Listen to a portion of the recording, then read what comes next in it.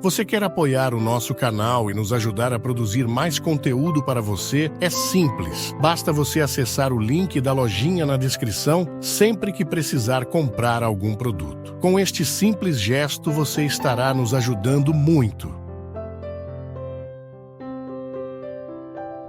Você sabe que essa semana uma pessoa me mandou um Twitter que eu achei muito interessante. Ela estava pedindo para refletir, para falar um pouquinho aqui de um tema que tem sido muito comum nos nossos dias, que é a depressão nas crianças. Já ouviu falar de criança em depressão, Cristian? Eu tenho escutado falar muito. Você também? Muita criança já enfrentando a depressão. Nas crianças isso pode acontecer porque nossas crianças estão muito mal alimentadas e infelizmente estão vivendo hábitos muito nocivos. Ficam muito tempo diante do vídeo do computador, ficam muito tempo diante da televisão, estão perdendo a socialização, estão ficando adultas antes da hora, porque participam demais dos problemas dos adultos. Os adultos nem sempre têm o cuidado de não falar diante das crianças dos problemas que elas ainda não sabem compreender. Isso é um verdadeiro crime que nós fazemos com os nossos filhos. Então nós temos muita depressão hoje entre crianças, que pode ser por causa de distúrbios, de desordem química, fruto de hábitos errados. Vai dormir muito tarde, levanta muito cedo, a criança não descansa direito, não se alimenta direito, não tem uma atividade física, fica muito sentado o dia inteiro. Então nós podemos ter uma desordem química que o exame de sangue vai identificar. Mas nós também podemos ter um motivo afetivo, espiritual, que passam o tempo todo pelo nosso convívio, pela maneira como nós nos tratamos. E volto a dizer, muitas crianças estão expostas antes da hora a problemas que elas não sabem administrar. Então, minha gente, essa história de que o meu filho participa de tudo não pode ser assim, não. A criança tem que ter maturidade para compreender determinados fatos. Muitos pais, por exemplo, que discutem os problemas conjugais na frente dos filhos. Essa falta de psicologia prejudica demais os nossos filhos. Não estão preparados para saberem que os nossos, que pai e mãe estão vivendo quase que uma separação, ou que houve uma traição. Então precisa ter muito cuidado. Lembre-se que o seu filho, à medida que ele vai crescendo, ele vai tendo maturidade para isso. Mas enquanto essa maturidade não vem, você precisa pôr um filtro para que aquilo que chega até ela não venha prejudicar a sua saúde espiritual e emocional. Tá? Cuidado. Ter uma criança é o tempo todo fazer a experiência do cuidado. Cuidado com aquilo que você fala perto dos filhos. Cuidado com aquilo que os filhos estão conhecendo muito precocemente. Cuidado com aquilo que está passando na televisão, com aquilo que eles estão ouvindo. Porque esse mundo muito adulto, cruel, está matando muito cedo a inocência das nossas crianças. E isso, qual é a consequência disso? Muitas vezes é a depressão, é a angústia, é a ansiedade, num tempo em que a vida só pede outras coisas que não são isso. Acho que o tempo da infância, quando bem vivido, ele é um registro que vai nos ajudar muito na construção do nosso caráter e nas alegrias do futuro. A gente sabe que a depressão é um tema muito amplo, como nós já dissemos aqui várias vezes. Quando nós temos uma tristeza acentuada, porque tristeza não é depressão, né? A gente tem o direito de, num determinado momento da vida, estar desanimado, ficou entristecido porque aconteceu alguma coisa, por exemplo, perdi a dona Terezinha, uma amiga minha. É claro que a gente fica uns dias sofrido, triste, chateado, mas isso não é depressão. Agora, quando você percebe que você não consegue superar aquele sofrimento, aquela angústia, aquela tristeza, então você precisa de uma ajuda profissional. Por que eu sempre digo que a gente precisa da ajuda do profissional da saúde? Porque o primeiro passo, isso é uma regra, minha gente, todos nós que estamos vivendo um processo de muita tristeza, de muito desânimo, de muita apatia, a primeira coisa que nós precisamos fazer é ir ao médico para que ele possa medir, através de um exame de sangue, as nossas taxas. A gente sabe, a ciência nos ensina isso, e é muito importante a gente ter isso diante de nós. A depressão pode ser um fruto da desordem química, e o exame de sangue vai acusar isso. Sabe essa tal vitamina D, que só o sol pode nos dar? Porque a gente se lambuza de protetor solar o tempo todo, porque a gente tem medo do câncer de pele. Então a gente parou, e a vitamina D, pelo que me consta, o sol é a principal fonte de vitamina. E não é um processo muito simples de pegar essa vitamina do sol. Tem que ficar 20 minutos todos os dias com os braços virados para cima. Não é uma coisa muito simples. Antes isso acontecia de maneira muito natural na vida das pessoas, porque elas trabalhavam mais ao sol, eram mais expostas ao sol. Hoje não, nós estamos muito cuidadosos com isso. E impressionante, a vitamina D é uma grande responsável pela alegria, pela motivação, pela disposição. Então muitas pessoas que têm a baixa da vitamina não sabem que estão com ela em baixa e estão tendo processos depressivos por causa da baixa dessa bendita vitamina. E não é só ela. A gente sabe que a alimentação que muitas vezes nós fazemos não é a mais correta. Então nós não favorecemos a nossa alegria. Porque a alegria também é fruto de um processo químico. Ela nasce dos motivos? Nasce. Mas às vezes você tem motivos para estar alegre, mas não está. É porque você está com uma desordem química que precisa ser tratada do ponto de vista médico. Então essa é uma causa das depressões muitas vezes. O Câmara que estava dizendo que ele enfrentou esse problema com o filho em casa.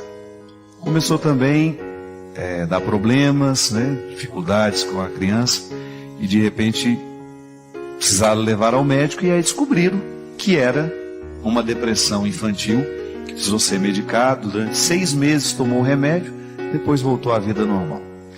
E ele estava falando uma coisa muito certa: a depressão infantil, se não cuida, ela pode evoluir para a síndrome do pânico. A criança começa a ter medo de tudo. É engraçado, né, gente? Nós não ainda, essa vida moderna que nós levamos, que nós assumimos, e cada dia nós assumimos um pouco mais dela, isso não tem como voltar atrás, não estamos aqui para reclamar. Nós só precisamos ficar atentos aos efeitos que essa vida muito corrida está provocando, está deixando em nós. Porque a gente não sabe.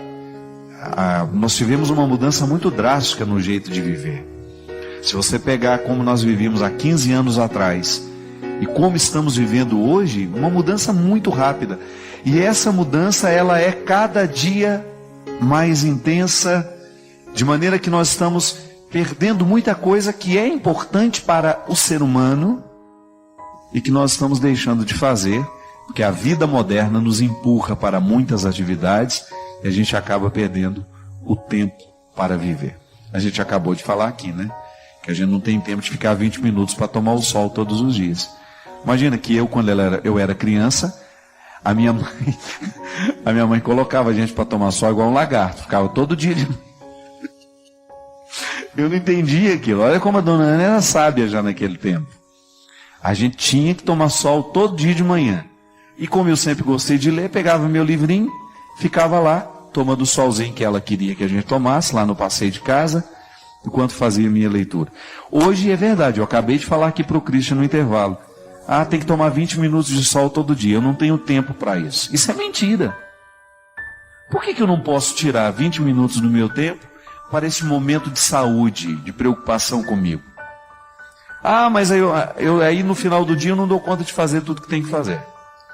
Acho que está na hora de nós começarmos a descobrir o que é essencial e o que é acidental na nossa vida. Porque às vezes nós gastamos boa parte do nosso tempo com aquilo que é acidental. O que é o acidental? Aquilo que a gente poderia muito bem ter deixado de fazer. E o essencial, que muitas vezes é o que determina a nossa saúde, a nossa qualidade de vida, a gente protela, deixa para depois, deixa para amanhã. É aquela velha atividade física, Padre Fábio, já faz um tempo que venho alimentando um sentimento por um colega de trabalho. No início era só uma admiração, depois uma amizade, e agora já não sei mais o que sinto. Sou casada e isso tem me incomodado muito, pois a frieza com meu marido está sendo inevitável. Estou traindo meu marido, padre? A traição, ela começa no momento em que nós nos permitimos imaginar para a nossa vida aquilo que a gente já não pode mais. E relacionamento é investimento o tempo todo, que a origem de todas as angústias e ansiedades da vida estão nas possibilidades. Se você entra numa concessionária e vai comprar um carro, se você tem 5 cores, você vai escolher uma só. Você vai ficar mais angustiado até escolher aquela cor. Mas escolheu aquela cor, sai, esquece que tem outras, não é assim? Enfim, mas no momento que você estabelece um vínculo que você quer que seja definitivo, você terá que investir naquele definitivo. Não adianta você agora viver fazendo investimentos fora do seu relacionamento. Quando você está namorando, é até possível que você enxergue outras possibilidades para você. Mas a partir do momento que você é casada e quer levar o seu casamento adiante, eu creio que não seja honesto primeiramente com você, né? Alimentar o afeto por uma outra pessoa. A não ser que você não queira, mas o seu casamento aí é diferente, é um problema seu. Se você diz que isso lhe incomoda, o primeiro traço da traição que você precisa fazer cair por terra é aquele que você trai dentro de você mesmo. É você que está se traindo, minha filha. Porque dá muito trabalho você levar uma vida matrimonial, você ser fiel a um esposo, se você continua alimentando dentro de você um ou outro sentimento que não seja ordenado, que não seja de acordo. Não significa que você não possa ter amigos, não significa que você não possa ter aqueles relacionamentos que compõem o mosaico da sua vida, mas o amor conjugal, esse amor erótico, né? Você alimenta pelo seu esposo, e se você não fizer esforço para isso continuar, você correrá o risco então de viver um processo de traição, que no primeiro é traição a você mesmo e depois traição a ele, naquilo que você vai realizar concretamente, nas possibilidades que você assumir para você. A melhor coisa que a gente precisa fazer na vida é a gente conhecer bem quem a gente é. Isso é fundamental. Você como mulher, você sabe muito bem quem é você, onde é que estão os seus pontos fracos, e se você começar a explorar demais os seus pontos fracos, você corre o risco de perder o prumo da existência. Se aquela pessoa que lhe desperta um sentimento diferente, uma sensação, aquele frio na espinha, uma coisa assim, não tem? Se você continua se aproximando e querendo aquela convivência, você começa a minar a sua defesa. É como se você estivesse julgando contra você mesmo. Se eu tenho o desejo de ser fiel àquilo que eu assumi, eu preciso ter uma conduta que me favoreça isso. Então, de vez em quando, a gente se perde nesses desequilíbrios pequenos, nas possibilidades, quando você começa a olhar para uma coisa de um jeito que você não deveria, quando você começa a minar o seu campo. Mas aí não. Quando você se apercebe disso, é hora de você tomar a sua decisão. Se a gente abre porteiras que a gente não pode fechar depois, a boiada passa. Estou errado? Então é uma questão de honestidade. Se você percebe que aquilo que você está nutrindo por esse amigo seu já é diferente daquilo que deveria ser, e se o seu casamento é um valor, e eu espero que seja, olhe para os seus filhos, olhe para o seu marido e reconstrua esse sentimento dentro de você. Reorganize isso dentro de você. É possível. Cada vez que nós vivemos um sentimento desorganizado, se a gente quiser, a gente coloca em ordem. Agora, se a gente não quiser, a bagunça vira generalizada. E daquele outro vai virando, o outro vai virando. E aí a gente perde o equilíbrio. Eu não consigo ser perfeito. Não sei você. Nunca consegui. Eu nunca consegui fazer nada na minha vida que eu pudesse dizer com tranquilidade: isso que eu fiz está perfeito. Não. Tudo é marcado pela nossa insuficiência. Eu sou insuficiente nas minhas decisões, eu sou insuficiente na minha forma de pensar, eu sou insuficiente nas minhas ações. Por mais que eu queira, a minha vontade é fraca. Então, se tem uma coisa que eu nunca na minha vida experimentei, foi a perfeição. E é interessante porque o conceito de perfeição, ele perpassou muito a nossa cultura. ele acontece o tempo todo na nossa cabeça sem que a gente perceba, sem até mesmo que a gente pense sobre ele.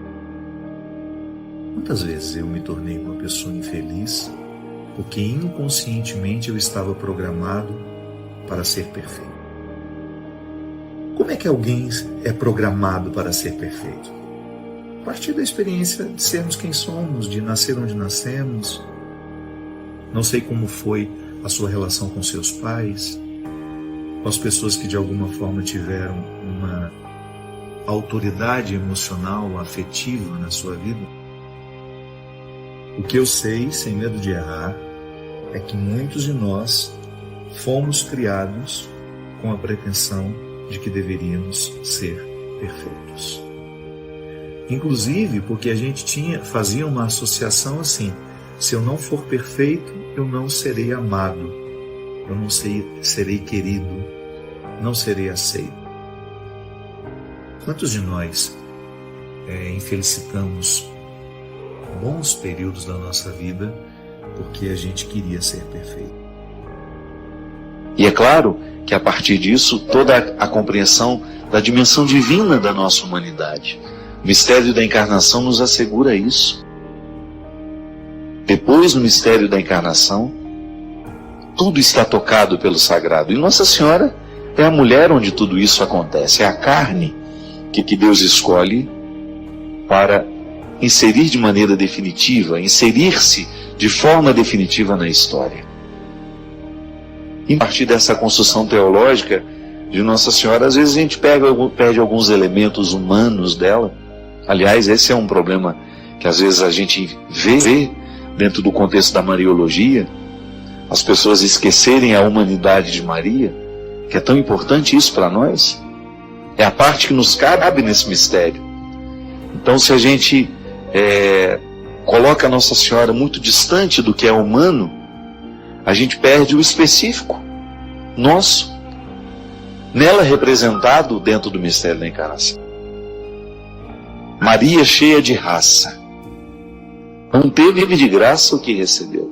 É bonito porque você pensar que Nossa Senhora precisou do esforço humano em todo o seu processo também, na elaboração de tudo aquilo que ela precisava significar na vida de seu filho.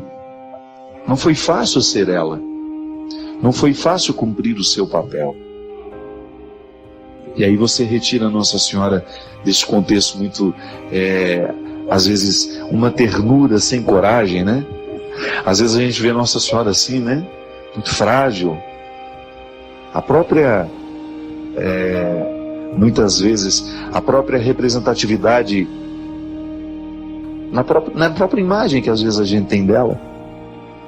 Uma ternura que dispensou a coragem. Não, pelo contrário, né? Essa ternura só é possível porque essa mulher teve muita raça. Ela precisou enfrentar os desafios diários de sua maternidade. Precisou lutar no seu dia a dia para poder exercer o papel na vida de seu filho Jesus e enfrentar a sociedade do seu tempo. Aqui é uma passagem muito interessante que mostra essa força de vontade como um elemento essencial na vida de Nossa Senhora. Porque Deus nos transforma a partir da vontade, né? O fortalecimento da vontade é um processo necessário em nós.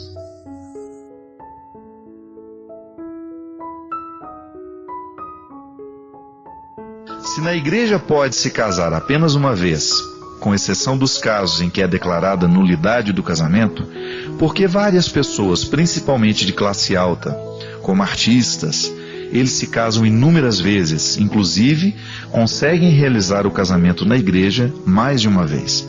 Por que alguns padres realizam esse tipo de casamento? Minha filha, isso não é uma verdade. Nenhum padre pode realizar um casamento, presidir a celebração de um casamento de pessoas que já tenham se casado. O que na verdade acontece é que muitas vezes os casamentos que as pessoas chamam de casamento, aquilo não é um sacramento. Aquilo é muito mais uma encenação dentro de um contexto de festa. E, inclusive, muitos destes padres que estão celebrando esses casamentos não são da Igreja Católica, são padres da Igreja Brasileira. É diferente, você precisa tomar muito cuidado. Outro dia em Belo Horizonte, muitos anos atrás, quando eu morava lá ainda, uma pessoa do meu conhecimento me disse assim: ah, padre, vou mostrar as fotos do nosso casamento. E eu sabia que era uma família muito católica. E aí, quando eu fui ver o álbum de casamento, eu percebi que aquela cerimônia não tinha sido celebrada dentro de uma igreja. E aí eu achei muito estranho, porque o cardeal de Belo Horizonte, o Dom Serafim, ele tinha uma regra, não sei se foi modificada hoje, mas tinha uma regra que nenhum casamento poderia ser celebrado fora de uma igreja. E aí eu perguntei para ela, mas onde que foi a cerimônia deste casamento? Ah, foi numa casa de festas, num sítio tal. Eu fiquei incomodado com aquilo, e no outro dia liguei para um padre amigo meu, que já estava há mais tempo na Arquidiocese de Belo Horizonte, e perguntei a ele uma informação. O Dom Serafim voltou a permitir esses casamentos fora da igreja? E ele disse: não, padre Fábio, ainda continua a regra que o casamento só pode ser celebrado dentro da igreja. Aí imediatamente eu liguei para aquele casal, que eu tinha visto o álbum de casamento um dia antes, e falei assim: seria muito invasivo se eu pedisse para ver a documentação que foi emitida deste suposto casamento? Não usei este termo, mas pedi para ver a documentação. É claro. E aí levaram para mim, minha gente, uma documentação de uma paróquia, assinado por um padre, fulano de tal. E aí o que aconteceu? Eu entrei na internet, procurei por aquela paróquia, não existia. As paróquias que tinham o mesmo nome definitivamente não tinham aquele padre, nem tampouco aquela nomenclatura que estava ali impressa no documento. Aí eu entrei em contato com a mitra diocesana, pedi as informações sobre aquele padre, e aí a gente descobriu que aquele padre não existia. Sabe o que era, na verdade? Era um buffet que fornecia a festa, você pagava para se casar ali, e no pacote da festa já incluía o padre. Agora veja bem que absurdo. Isso é dolo, isso é engano. Porque a pessoa está achando que está casando na Igreja Católica. Está casando na Igreja Católica, mas não na Igreja Católica Apostólica Romana. Está casando na Igreja Católica Apostólica Brasileira, que não é reconhecida pela Igreja e que em muitos casos muita gente a considera uma seita, né? Porque não tem uma igreja que se faz de tudo. Então veja bem, precisa tomar muito cuidado quando você olha para uma cerimônia e chama aquilo de casamento. A maioria dos artistas, eu já recebi muitos convites de artistas que às vezes tem um carinho comigo. Ah, eu gostaria que o padre Fábio viesse fazer a celebração do meu casamento. E aí quando a gente vai investigar um pouco a situação, a gente descobre que ele já foi casado 3, 4 vezes, que já se casou na igreja, que já se casou nessas celebrações que não são oficiais, que não são religiosas, e que são apenas folclóricas, poderíamos dizer.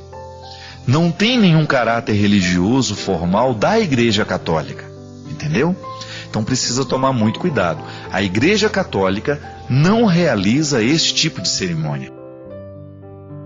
E nós, como padres, precisamos tomar muito cuidado para a gente não cair nessas ciladas. Eu tenho tanto cuidado com isso, porque tem muitos amigos meus de segunda união, que às vezes falam assim: Padre Fábio, nós vamos fazer uma bênção. O senhor poderia fazer essa bênção por nós? Não posso. Por mais que eu queira bem aquele casal, eu não posso, como padre, simular um sacramento. Não é verdade? Casamento é casamento, segunda união é segunda união. Ninguém está sendo desprezado, mas também nós não podemos fazer essas cerimônias parecerem um casamento, porque isso pode criar perturbação, sim. Então você que casou-se, que de repente não foi dentro de uma igreja, o documento que foi emitido, procure saber se aquela paróquia existe mesmo, né? Se aquele padre é padre de verdade, porque hoje muitos casamentos, muitas cerimônias são celebradas sem que sejam realmente reconhecidas pela igreja, não estão ligadas definitivamente a nenhuma paróquia. E isso tudo porque a gente faz a festa e pensa que tudo aquilo que a gente está fazendo está sendo tocada por gente séria, e nem sempre é assim. Então, muito cuidado. Você tem todo o direito de fazer o seu casamento do jeito que você bem entender, só que você tem que ter essa consciência. Não é um casamento religioso, porque não está sendo oficializado por igreja nenhuma, né? Diferente de um casamento que vai acontecer numa igreja evangélica, numa igreja séria, onde o pastor é um homem sério, onde não é uma firma de festas, né? Cuidado para você não se casar numa firma de festas, que hoje casamento virou uma empresa que gera muito dinheiro, tem muita coisa acontecendo em torno dos casamentos, inclusive a cerimônia religiosa que esses bufês dizem oferecer, e muitas vezes as pessoas incautas, sem terem a informação religiosa, sem terem mesmo essa formação religiosa, caem nessa história. O importante não é acumular muitos anos de vida, mas adquirir sabedoria em todos os momentos que os anos nos oferecem. Afinal, envelhecer é obrigatório, amadurecer é opcional. É uma realidade, né? Porque todos nós envelhecemos, não tem como. A gente estava brincando aqui que nós estamos mais novos, mas está todo mundo envelhecendo. Aqueles amigos que antes eram lúcidos, de repente começa a trocar as datas, né? Começa a trocar os nomes, começa a repetir as mesmas histórias. É a vida. O processo do envelhecer é natural da condição humana, né? Há algumas pessoas que encaram isso como perda, há outras que descobrem que é um ganho, e que pode ser um ganho. Essa semana mesmo a gente estava conversando que é muito importante na vida a gente desenvolver hábitos, mesmo na juventude, que combinem com a velhice. Sabe por quê? Porque se a gente está apenas acostumado com as coisas da juventude, da mocidade, se a gente não começa a criar hábitos que depois sejam próprios da idade, da maturidade, nós não vamos ter o que fazer depois. Ser jovem demais é um problema. Você precisa começar a adquirir alguns hábitos que possam ajudar no seu processo da velhice. A leitura, por exemplo. Quando a gente descobre na adolescência, na infância, na adolescência, na juventude, quando a gente aprende a cultivar o hábito da leitura, você já está garantindo um bom tempo de qualidade para a sua velhice. Porque qual que é a minha grande reclamação? Muitas vezes não ter tempo de ler tudo o que eu quero. Não é assim? Depois que você já está mais velho, meu amigo, que você já diminuiu naturalmente o seu número de compromissos, que a vida foi ficando mais leve para você, é o tempo de ler tudo que você não pôde ler ao longo da vida. Aí, ocupando a cabeça, o coração fica muito distraído. Quando a cabeça está bem ocupada, o coração se aquieta. Agora, se a gente não tem o hábito da leitura, é natural que depois a gente vai ter uma dificuldade muito grande para ficar à toa, não é? Você vai achar que o tempo está comprido demais para você preencher com tudo aquilo que você quer. Então, envelhecer requer arte. Bons hábitos na juventude ajudarão a sua velhice ser mais qualificada. Por que a gente insiste tanto no exercício físico, na atividade física, na boa alimentação na juventude? Porque a construção muscular da juventude é que vai fazer com que você seja um velhinho mais flexível, sem tantas dores na coluna. Por quê? Porque está com a musculatura bem fortalecida, está com uma lombar bem fortalecida, para a sua coluna não sofrer tanto a idade da maturidade. Então aquilo que a gente cuida hoje repercute depois na vida. Por isso que viver, a gente precisa ir pegando os bons hábitos da vida, para que quando nós estivermos nesse período de mais lentidão, de menos pressa, a gente não se desespere. Então eu, Padre Fábio, hoje estou construindo o velhinho que eu vou ser, que eu espero ser um velhinho um dia, né? Espero que eu não morra jovem. Mas estou construindo agora a minha velhice. Como? Na minha estrutura física, eu estou ajudando a envelhecer melhor, a ter mais qualidade. Na alimentação, nos meus hábitos, né? Ser um homem de oração, ser um homem adepto da leitura, da reflexão. Isso a gente vai ficando mais aguçado, minha gente. Eu sempre digo, eu comecei a escrever cedo. Mas se hoje eu pudesse voltar no tempo, eu acho que eu publicaria o meu primeiro livro aos 50 anos. Por quê? Porque depois dos 50, a sua lucidez para olhar para o passado é muito maior. A gente se arrepende menos, né? Do que disse. Porque você vai estar mais centrado, é o momento da sua vida em que você tem mais instrumentais para analisar, mais maturidade, mais sabedoria. Isso é, se a gente viver bem, se a gente construir bem o momento futuro, o futuro no momento presente. Amadurecer é muito mais que envelhecer. Você pode ter um homem de 80 anos imaturo. Porque o que é o amadurecimento? O amadurecimento não é o acúmulo de tempo em nós, mas é o acúmulo de experiências. Quando a gente não descobre a sabedoria no processo da vida, nós vamos ser uma pessoa sem graça, sem discurso, sem ter muito o que dizer, sem ter muito o que acrescentar. Eu tenho um prazer imenso em estar com velhos. Por quê? Porque eu desde criança sempre fui assim. Minha mãe sempre fala isso. Desde pequeno eu gostava de conversar com as pessoas de mais idade. Porque é muito interessante você ouvir a vida realmente vivida. É uma literatura muito concreta, né? Uma pessoa contando a sua história, contando a sua vida, contando o seu passado, como era, como deixou de ser, como foi sendo modificado. Isso é muito enriquecedor. E ao ouvir os velhos, eu vejo direitinho, eu percebo o quanto é determinante para a qualidade da velhice a sabedoria. Porque é bom você conversar com uma pessoa sábia, não é verdade? Todos nós temos necessidade de encontrar gente sábia pela vida. Porque o sábio é aquele que tem um pouco mais que inteligência. Inteligência para resolver um problema matemático, muitos nós temos. Mas muitas vezes uma questão da vida, olhar para ela com profundidade, olhar para ela com fecundidade, nem sempre a inteligência basta.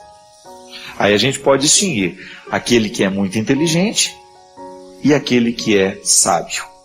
Porque aconselhar uma pessoa requer muita sabedoria. Não é verdade? Dar um conselho, interferir na vida do outro, requer uma sabedoria muito grande. Mas onde mora a bendita da sabedoria? Ela mora na oportunidade que nós temos de construir dentro de nós uma vida. Ela mora nessa oportunidade de encontrar pelo caminho aquilo que nos ensina. A história que eu tenho contato, que vem morar dentro de mim. Aquela vida que eu encontrei, que mexeu tanto comigo, veio morar dentro de mim. Isso é sabedoria acumulada, né?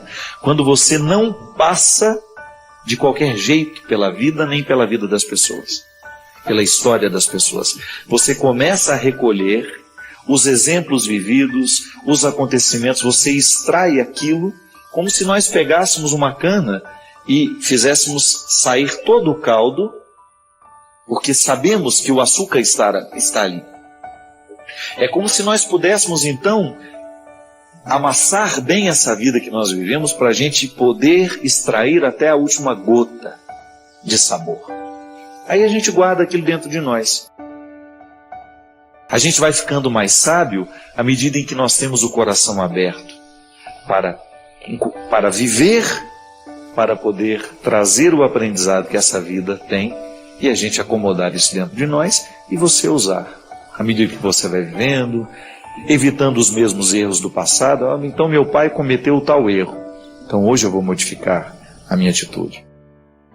Naquele meu livro, Quando o Sofrimento Bater à Sua Porta, se você tiver a oportunidade de lê-lo, eu falo ao longo do livro essas questões. Por que a gente sofre? Porque somos humanos, somos naturalmente limitados. O sofrimento nasce do limite. Eu sou limitado, então eu não tenho como fugir do sofrimento. O sofrimento vai bater a porta de toda pessoa. Mais cedo ou mais tarde nós vamos enfrentar todas as dimensões do sofrimento. Sofrimento físico, sofrimento afetivo, sofrimento espiritual, né? Nós sofremos com as perdas, nós sofremos com ciúmes, nós sofremos com a dor, nós sofremos com a morte. Tudo isso faz parte da condição humana. Nenhum ser humano está livre de enfrentar. Hoje, por exemplo, né, nós estamos todos com a notícia que eu particularmente fiquei assustado, né? Um rapaz tão jovem que descobriu que tem aquele câncer linfático. Na hora, disse que ele disse essa frase: eu estou pronto para a luta. Essa é a atitude mais coerente, né, de quem quer a vida. Que na hora que o sofrimento bate na sua porta, você pode muito bem se entregar a ele. Ou então você pode recebê-lo bem na sua vida e estabelecer com ele um pacto. Tudo bem, eu vou te administrar, mas eu não pretendo que você me leve. Essa é a atitude mais sábia. Difícil. Muda radicalmente a vida de uma pessoa. A gente já sabe que esse rapaz é afeito à reflexão, diz que é um rapaz muito inteligente, não é um cara bobo.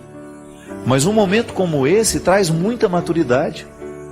Quantas pessoas, ao enfrentar o sofrimento, elas ultrapassam, olha, elas vão além.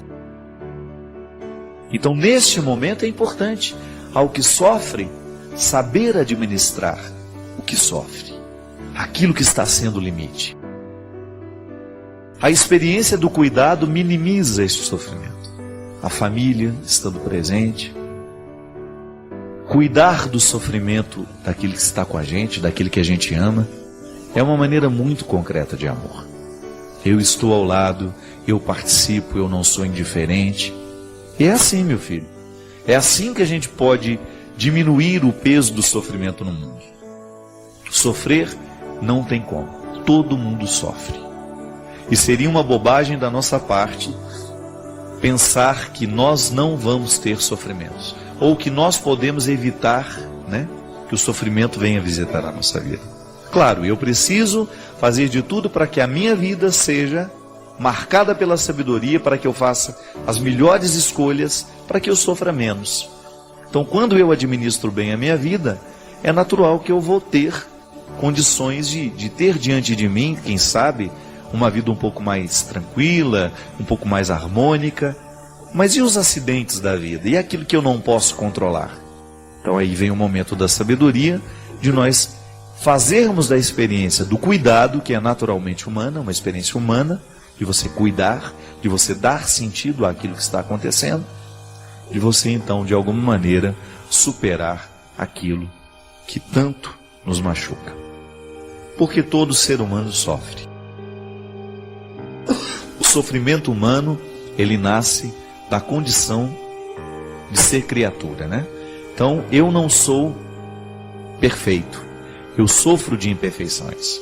Por exemplo, essa semana eu perdi a voz. Fiquei desde domingo, ainda estou muito ruim. Minha voz está voltando aos poucos. Essa tosse que não sei mais o que fazer. Já até mandei importar enxofre de Marte para ver se fazendo o xarope desse enxofre a gente melhora. O corpo sofre porque ele tem limites.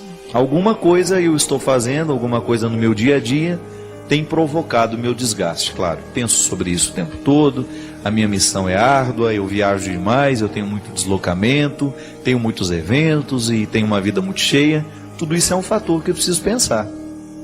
Quando eu não penso sobre esses fatores e continuo me expondo de um jeito errado ao trabalho, quando eu não tenho o devido descanso, eu estou abusando do meu limite. Então é natural que o meu sofrimento venha. Uma criança de 7 meses, ela pode até não fazer escolhas, mas ela está contextualizado num contexto, né? Ela está num contexto em que as pessoas escolhem por ela. E ela já sofre pelo simples fato de ser criatura. Não tem como nós retirarmos o sofrimento da criatura, porque isso seria privar a criatura da sua liberdade. Muita gente faz essa pergunta que eu acho absolutamente desnecessária. Por que Deus permite o sofrimento no mundo? Porque o mundo é mundo e toda a realidade mundana é naturalmente limitada. Se Deus for interferir nessa condição de criatura, se Ele vai retirar o nosso limite, então ele está radicalmente contrariando a nossa condição. O que a gente precisa fazer, e esta é a saída para a segunda pergunta: como é que eu posso fazer para minimizar o sofrimento no mundo? Aí nós temos a palavra cuidado, a experiência antropológica de cuidar e ser cuidado. O cuidado é a realidade humana que nos ajuda a superar, a contornar a experiência do sofrimento. A gente não supera totalmente, mas de alguma maneira nós damos sentido a ele. Damos sentido em duas dimensões: ou porque nós o compreendemos, mesmo que a gente não consiga mudar, ou porque a gente, além de compreender, a gente consegue interferir naquele que sofre. Nós estamos acompanhando, por exemplo, a fome na Somália, né? É uma vergonha mundial isso. É lamentável que a gente tenha o gasto, que a gente sabe que é publicado o tempo todo, com armamentos, com instrumentos bélicos, com armas de destruição, que os países invistam tanto por causa dessa segurança que a gente diz precisar ter, que se invista tanto em armas, e a gente esqueça de questões humanas, e que a gente deixe de cuidar de situações humanas, e que expõe essa ferida vergonhosa que é a fome. Acho que num mundo com tanta tecnologia, com tanto desenvolvimento, nós não podemos admitir mais a possibilidade da fome. E isso, como é que eu vou diminuir isso? Na experiência de cuidar. Como é que eu cuido dos famintos do mundo? Quando eu olho para o meu lado e descubro aqueles que estão mais próximos a mim e que eu posso alcançar. É claro, eu posso fazer uma doação para chegar lá na Somália, mas a gente também precisa saber que do nosso lado, aqui, muito próximo a nós, existem pessoas passando necessidades muito urgentes e que nós podemos socorrer. E essa experiência de cuidar e ser cuidado é que faz com que a gente, de alguma maneira, tenha condições de dar socorro a esse limite humano. Então, se por um lado eu não tenho como mudar a minha condição de criatura, por outro, eu aprendo que o cuidado me socorre nessa condição de criatura. O que às vezes a gente encontra, minha gente, que nós vamos vivendo de um jeito tão errado, que muitas vezes nós não vamos sabendo nem mais por que a gente agiu daquele jeito ou de outro. A falta de autoconhecimento é uma coisa muito triste, porque quando a gente não se conhece, a gente também não se corrige. Se você tem uma dificuldade de autoconhecer-se, você também vai ter uma dificuldade de se corrigir naquilo que você precisa. Porque como é que você vai identificar o defeito se você não conhece? Se você passa por cima deles o tempo todo e você não coloca a atenção no defeito que tem. O autoconhecimento, ele nos equilibra, ele nos mostra o que a gente é, e ele vai também nos dando um instrumental para a gente poder começar a lidar com a gente mesmo. Muitas vezes a sua dificuldade de lidar com os outros, de conviver com os outros, é porque você ainda não aprendeu a conviver com você. Todos nós temos regras. O ser humano tem um estatuto interior. Se você não leu esse estatuto, você não vai saber manusear você mesmo. Você não vai saber lidar com você. Muitas vezes nós não sabemos lidar com a gente porque a gente não lê o manual de instrução. E como é que a gente lê esse manual de instrução? Que somos nós. No momento em que você tira um espaço para a autopercepção, você pensar tudo aquilo que foi relevante no seu dia, o encontro com aquela pessoa, a conversa que você teve com ela, a decisão que você tomou, como é que você reagiu a uma crítica, como é que você reagiu àquela piada que te chateou, enfim, tudo isso que você examina antes de dormir é um jeito que você tem de se autoconhecer. É um jeito que você tem de acender luzes sobre a sua vida, de você começar a descobrir, será que hoje eu fui o ser humano que eu poderia ter sido? Eu tenho muito medo de não ser o ser humano que eu posso. Eu tenho muitos defeitos, eu sei quais são eles, eu sei quais são os piores. Qual que é o meu esforço todos os dias? Não deixar que os meus maiores defeitos prevaleçam sobre as minhas pobres qualidades. Porque as minhas qualidades são muito pobres perto dos meus defeitos. Mas onde é que está o meu autoconhecimento? Em não deixar que os meus defeitos falem mais alto que as minhas qualidades. Como é que eu vou viver para fazer com que estes defeitos não sejam prevalentes? Que eles não prevaleçam sobre as minhas qualidades? No momento em que eu vou fazer meu exame de consciência, a minha autoanálise, enfim, dê o nome que você quiser. Se eu percebi que hoje eu fui agressivo demais, se hoje eu fui mal educado, eu vou colocar a minha atenção para que amanhã, quando eu viver uma situação semelhante, eu não haja da mesma forma como agi hoje. Como é que você vai neutralizar a sua raiva? Meu Deus, padre, eu não posso nem olhar para a cara daquela criatura. Eu também tenho gente assim. Nunca me fez nada. Mas eu olho para aquela criatura e eu tenho um mal-estar. O que eu vou fazer? Vou fingir que não sinto? Não, só que eu vou assumir isso para mim e vou fazer um exercício. Já que ela me provoca mal-estar, eu não vou permitir que esse mal-estar prevaleça. Então eu vou fazer o meu esforço para chegar próximo, para ver que ela não é esse bicho de 7 cabeças que eu acho que ela é. Vou começar a tratá-la com simplicidade, com espontaneidade, e assim aquele bicho de 7 cabeças que eu acho que é o outro vai por terra. Aí você leu o seu manual de instruções e o mais bonito, aprendeu a lidar com aquela aversão que você tinha com a pessoa. Gente, ter aversão pelas pessoas não é problema, isso é natural. Cada vez que nós nos encontramos com uma pessoa, nós construímos uma terceira. Essa terceira pessoa chama-se nós. É um eu que se encontra com o tu e gera uma terceira pessoa. O que faz a gente gostar do outro é o nós que a gente cria cada vez que a gente se encontra com ela. É o que derrama de mim e o que derrama dela, formando essa terceira pessoa. Por isso que tem gente que é tão agradável você ficar do lado dela. É porque na verdade você derrama com ela o que você tem de melhor. Isso chama-se simpatia. A empatia é essa facilidade que a gente tem de querer o outro perto. Eu olho e gosto do que o outro me desperta no momento que ele me olha também. Quando eu tenho uma antipatia, isso é, não tenho a empatia, mas tenho o contrário, que é uma aversão, uma resistência, o que na verdade está acontecendo é que eu não estou gostando do nó que foi feito. Do encontro entre os dois laços, entre o eu e o tu, tem um nó que foi dado. Nós chamamos de nós. Eu, tu, nós. Não é verdade? Este nós que nasceu, a gente não gosta. Ah, não sei não, eu não gosto daquela pessoa não. O que você na verdade não gosta é o que ela faz derramar de você.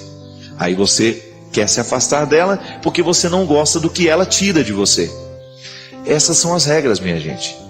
Essas são as regras que fazem com que a gente tenha a capacidade de conhecer a gente mesmo. Quando a gente começa a analisar essas coisas, a gente começa a prestar atenção nessas coisas, a gente começa a viver com mais qualidade. Amanhã, hoje, sei lá, você vai se encontrar com aquelas pessoas que lhe causam antipatia. Você já vai se lembrar. O que você não gosta naquela pessoa? É o que ela desperta em você. É o nós que nasce do encontro com ela. Mas isso pode ser modificado. Pode ser modificado porque à medida em que a gente se autoconhece, a gente se controla e a gente não permite que a gente derrame para ela o que a gente tem de pior. E quando eu não me derramo naquilo que eu tenho de pior, eu começo a gostar um pouquinho mais daquela pessoa. Eu começo a superar aquela antipatia natural e às vezes, se sou sincero, se sou honesto, eu vou caminhando até mesmo para tornar-me amigo daquela pessoa. Quantas pessoas que hoje você pode dizer são os meus melhores amigos e que naquele primeiro momento que você encontrou, você nem gostou de ver a cara dela? Eu pessoalmente penso que às vezes nós perdemos tempo demais na vida com aquilo que a gente não sabe sobre o outro, com aquilo que a gente imaginou e acha que é a verdade. Quem sabe hoje Deus nos dê a graça de criar um autoconhecimento e também uma disposição para a gente encontrar as pessoas com um pouquinho mais de espontaneidade e simplicidade. Agradeço por compartilhar este momento de reflexão. Deixe seu comentário abaixo e compartilhe suas próprias experiências. Não se esqueça de se inscrever para mais inspiração e convidar outros a fazerem o mesmo.